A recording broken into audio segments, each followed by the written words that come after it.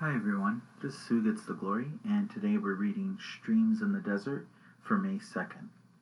The Lord has established his throne in heaven, and his kingdom rules over all. Psalm 103:19. Some time ago, as I went out my door in the early spring, a blast of easterly wind rounded the corner. It seemed defiant and merciless, and was fierce and dry, raising a cloud of dust ahead of it. As I removed the key from the door, I quite impatiently began to say, I wish the wind would. What I was about to say was change, but my thought was stopped, and the sentence was never finished.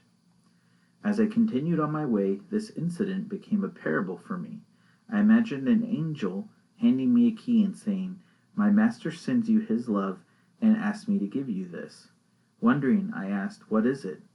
It is the key to the winds, the angel said, and then disappeared. My first thought was, this indeed will bring me happiness, so I hurried high into the hills to the source of the winds and stood amid the caves. I proclaimed, I will do away with the terrible east wind. It will never plague us again. I summoned that unfriendly wind to me, closed the door behind it, and heard it echoing through the hollow caves.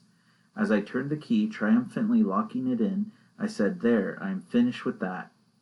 Then, looking around me, I asked myself, what should I put in its place? I thought of the warm southerly wind and how pleasant it must be to newborn lambs and new flowers and plants of all kinds.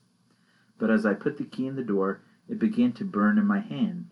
I cried aloud, What am I doing? Who knows what damage I may cause? How do I know what the fields want and need? 10,000 problems may result from this foolish wish of mine.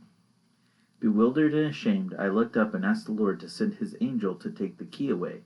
Then I promised I would never ask for it again.